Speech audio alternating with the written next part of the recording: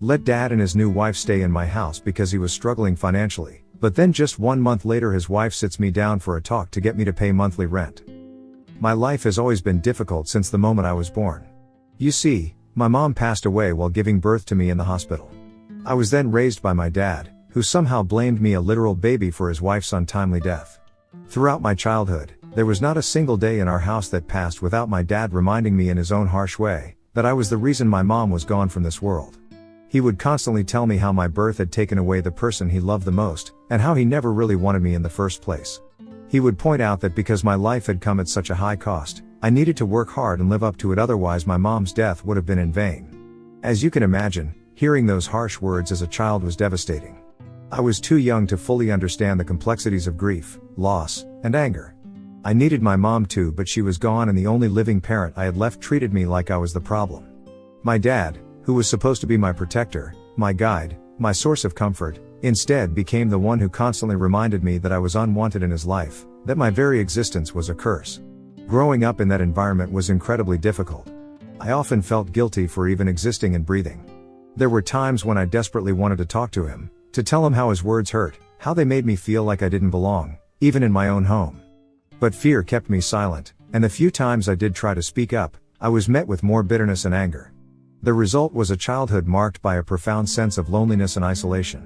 While other kids had parents who cheered them on, who comforted them when they were sad, and who made them feel safe, I felt like I was constantly walking on eggshells, trying to avoid triggering more of my dad's resentment towards me. It wasn't just the lack of love that hurt, but the presence of so much anger and blame, directed at a part of me I couldn't change, the simple fact that I was alive. Despite everything, I tried to understand my dad's pain. I knew losing my mom had shattered him, and that he never fully recovered from that loss. But it didn't make it any easier to bear the weight of his words. I was just a child, trying to find my place in a world that often felt cold and unwelcoming. And yet, despite all the hurt, deep down, I still longed for his approval, his love, his acknowledgement. I always hoped that, despite everything, I could somehow make my dad proud. I remember the anticipation I felt every time I brought home a report card with good grades, thinking that maybe this time, things would be different. I would go to him, full of excitement, eager to show him what I had accomplished, hoping for a smile, a word of encouragement, anything that would make me feel like I was enough in his eyes. But every time, it was the same. He would barely glance at my grades, let out a grunt, and tell me to keep studying harder because it still wasn't good enough. He would point out that there were hundreds of other kids who could get the grades I got, so it wasn't really a big deal. Instead of pride or approval, I was met with indifference and the constant reminder that I wasn't meeting his expectations. No matter how well I did, it was never enough for him. It wasn't just academics that I felt the weight of his disapproval. Anytime I wanted to do something outside of school, like play sports or participate in activities with my friends, he would shut it down immediately. I was told that the only thing I needed to focus on was my studies, so I could get the heck out of his house as soon as possible. Those words stung, reminding me that I was more of a burden to him than a child to be loved and cared for. My friends would talk about how their parents encouraged them to explore their interests and enjoy their childhood, but for me, there was no such support. I was constantly reminded that I was just a guest in his house and that I needed to do as I was told or risk being thrown out.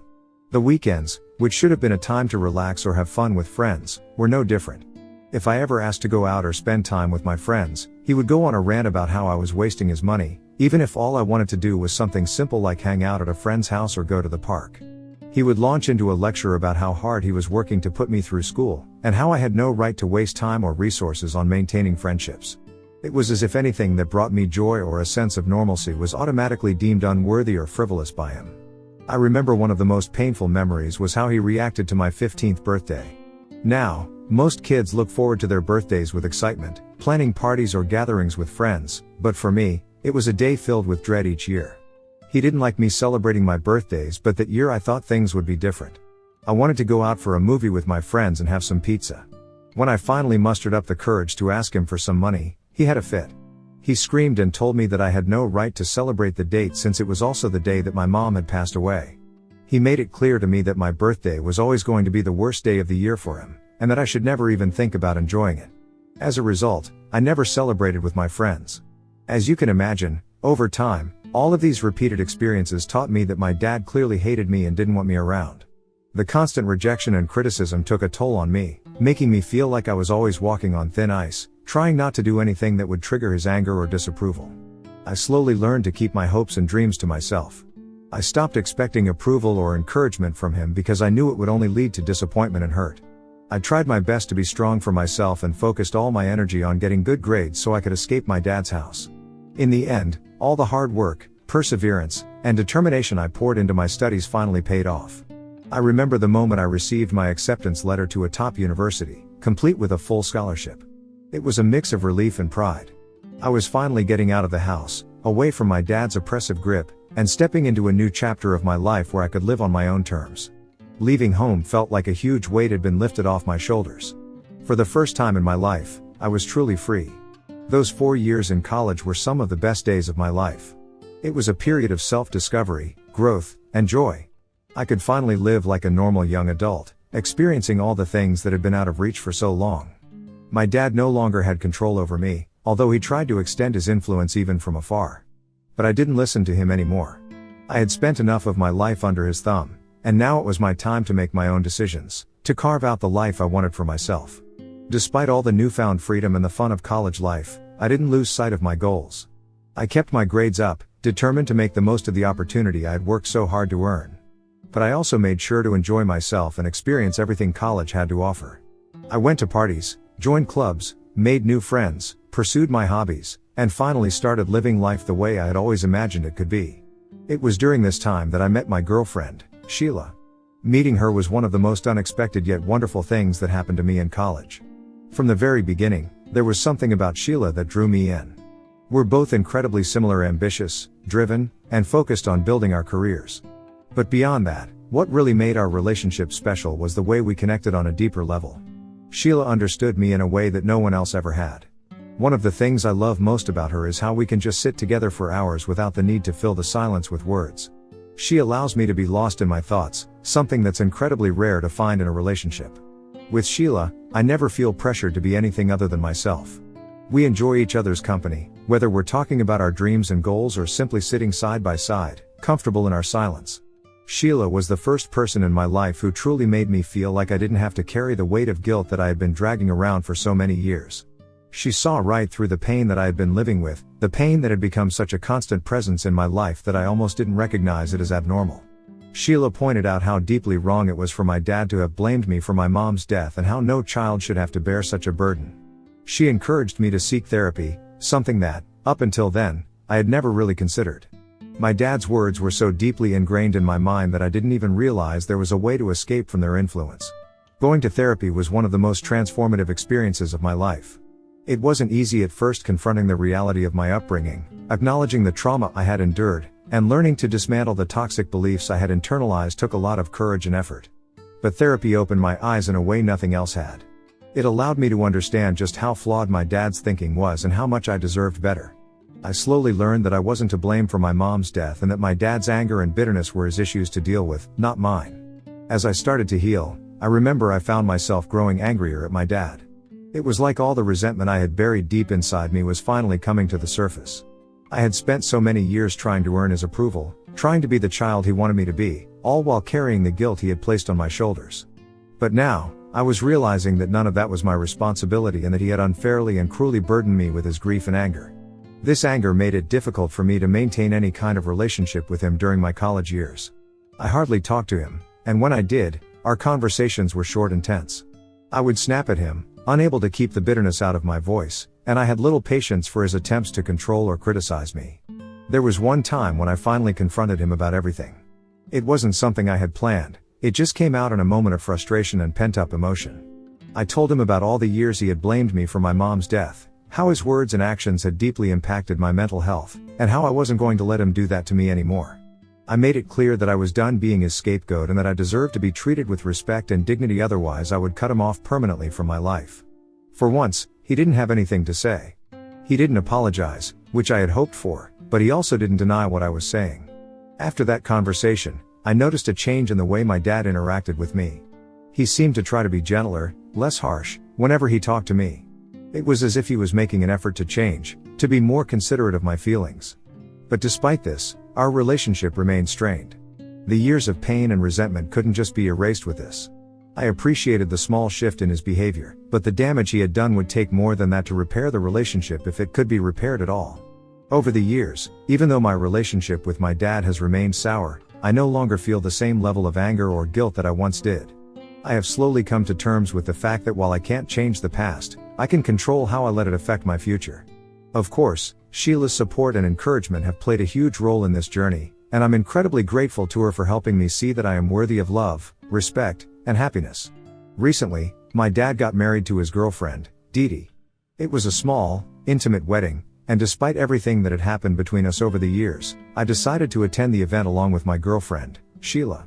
We wanted to show our support and wish them the best as they started this new chapter of their lives together. I was happy for my dad and thought that perhaps being married now would change him for the better.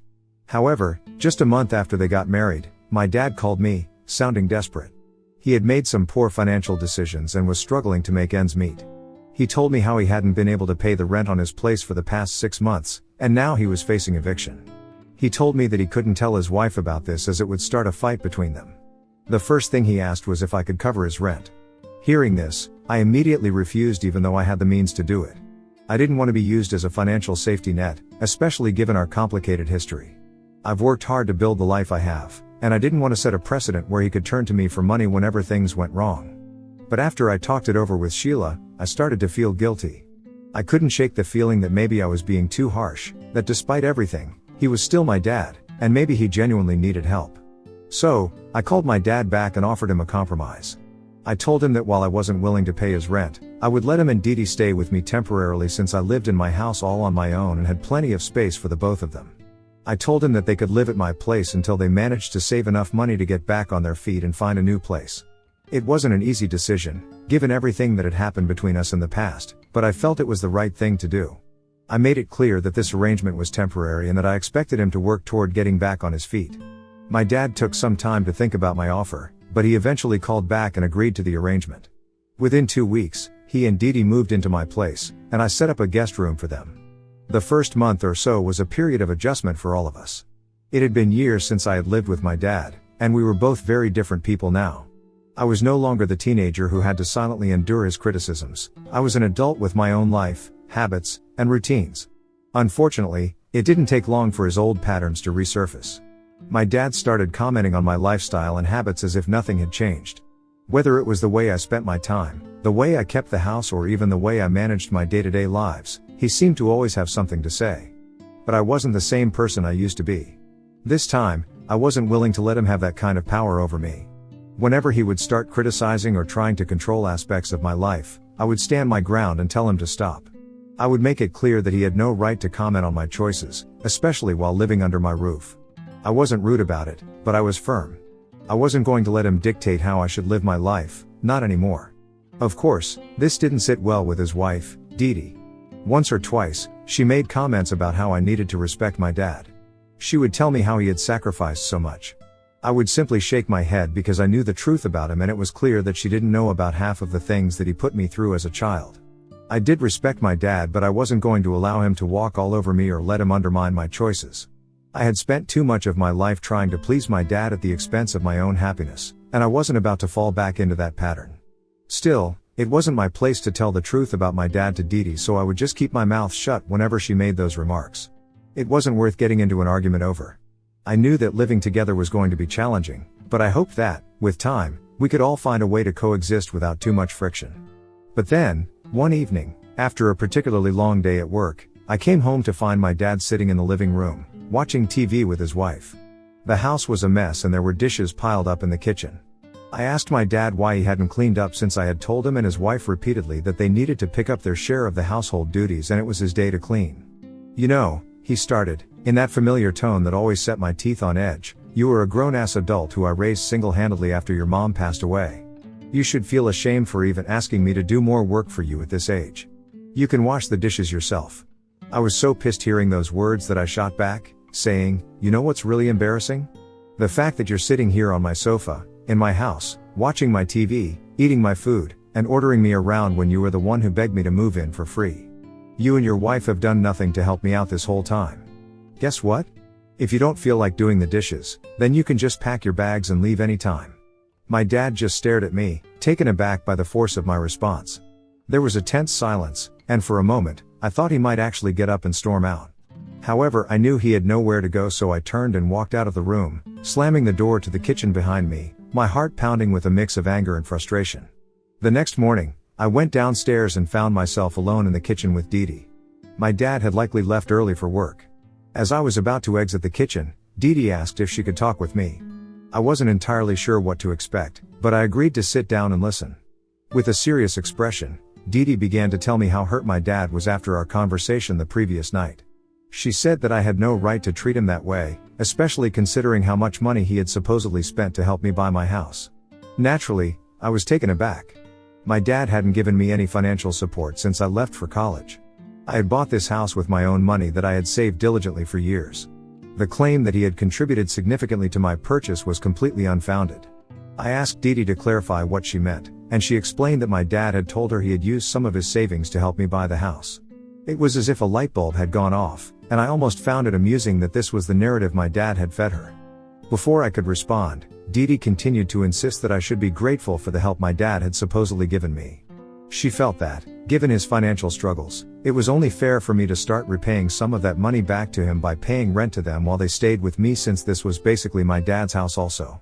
Her argument was that it was the least I could do, considering the financial sacrifices my dad had supposedly made for me. I stared at her face and couldn't help it anymore. I started laughing at Dee Dee. I mean, the whole thing was so absurd that I couldn't take it seriously. When I finally managed to stop laughing, I told her the truth, that I was the actual owner of the house and Dad had not paid for a dime.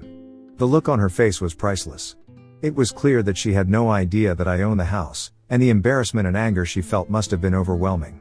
She asked me if it was really true that my dad had never helped me out, and I told her how my dad didn't even have money to pay for his own rent, so how could he ever afford to pay for my house? I guess, after our talk, she must have seen the truth too, since she didn't argue much. However, not long after, she packed up her things and left my place that very same day. I didn't stop her because it was none of my business. Later in the evening, when my dad came back home, he called Dee Dee asking her about why her things were gone. When he found out that I had told her the truth about the ownership of the house, he started to blame me for not keeping my mouth shut. He accused me of making his wife uncomfortable and of deliberately sabotaging their relationship by spilling the truth. According to him, I should have been more understanding, and should have let her believe his lies, since now he felt too small compared to me, as if somehow it was my fault that he couldn't afford a place of his own. It was frustrating beyond belief. I pointed out to him that here I was, offering my home to help them out, and instead of gratitude, I was being blamed for their problems. My dad seemed to forget that I didn't owe him anything and that the only person to blame here was himself. It was like all those years of him treating me like I was the problem had come rushing back, and now, even as an adult, he was trying to make me the scapegoat for something that wasn't my fault. But he wouldn't listen. Instead of understanding my perspective, he insisted that I should call and apologize to Dee Dee and clear things up by lying and letting her believe that he had somehow helped me during the purchase of this house. I argued back that I was not going to lie for him to his wife. I was exhausted from the constant manipulation and blame, and I had reached my limit. Finally, I told my dad that I couldn't handle having him around any longer, as his constant fights with me were starting to affect my mental health. I asked him to pack up his things and move out by the next day. It was a decision I made with a heavy heart, but I needed to establish and maintain boundaries to protect my own peace and sanity. My dad did argue that he didn't have a place to go, and pleaded for more time. But at that moment, I couldn't bring myself to care about his excuses or his situation any longer. I stuck to my decision and made my dad move out the next morning. Ever since then, my dad has been reaching out to me and complaining about how I have ruined his life and his marriage since Dee Dee refuses to talk to him. He keeps blaming me for how things are with Dee Dee and says that a good son would have never kicked their parents out. Ida for kicking out my dad? Update 1. I am glad that everyone understands just how much trauma my dad has put me through over the years. A lot of people have advised me to contact Dee Dee and share the truth about my childhood, as she might not be fully aware of who my dad really is. Until now, I preferred to stay out of his business, but I believe it's important for her to know the reality since he might have lied to her about other things. I plan on reaching out to her and having a one-on-one conversation. Update 2. It's been a week since I last updated. I finally had a chance to sit down with Dee Dee and discuss everything. It turns out she had no idea about the kind of childhood I had. I shared with her the blame and emotional trauma I went through and how it affected me. She seemed shocked and admitted that Dad had painted a completely different picture, portraying himself as a struggling single father who had sacrificed everything for his child. I couldn't help but shake my head in disbelief. I recounted stories from my childhood and how I was constantly blamed for my mom's passing. She expressed her sympathy and understanding. Next, I explained to her how hard I worked throughout college to establish myself and how fortunate I was to land a high-paying job. This allowed me to save money and move into a place of my own. I told her that this is why I didn't like Dad dictating anything around my place, since he never allowed me to be myself in his house while growing up. Dee understood my pain. She then revealed that Dad had actually lost all his money due to gambling, and she had not mentioned it to me earlier because he was too ashamed about it and wanted to keep it hidden. She explained that when my dad first suggested moving into my place, she had outright refused. She wasn't comfortable with the idea of moving in with me, and I guess this is why my dad had lied to her and told her that he had financially contributed to my home, which made her feel less guilty about accepting the offer to stay with us. However, later when she found out from me that his claims about helping with my house were entirely fabricated and were just another manipulation tactic to get what he wanted, she felt devastated. She then told me how embarrassed she was about asking me for rent that day. I reassured her that it wasn't her fault and that the blame was completely on Dad for his lies. As we were parting ways, Dee mentioned that after our conversation she was planning to take some time off from Dad to reflect on their relationship. Update 3. Hi everyone. I know I haven't updated anything here for the past 3 months. I have completely cut off my dad from my life since I asked him to move out. It hasn't been an easy choice, but it is necessary for my mental and emotional health. The last time we spoke, he tried to blame me for everything again, but I didn't engage anymore. I straight away just blocked him. Since then, I have to admit that I have been feeling much better. The stress and manipulation have lifted, and I'm experiencing a sense of relief and clarity. Feels like I've finally reclaimed my space and peace of mind. My girlfriend, Sheila, has been incredibly supportive throughout this process. She's been there for me, offering comfort and encouragement, and helping me work through my emotions. Her support has made a huge difference, and I'm really grateful for her. With my dad out of the picture and Sheila by my side, I'm slowly finding a new sense of stability and happiness. I'm focusing on building the life I want, pursuing my goals, and enjoying the positive aspects of my relationship.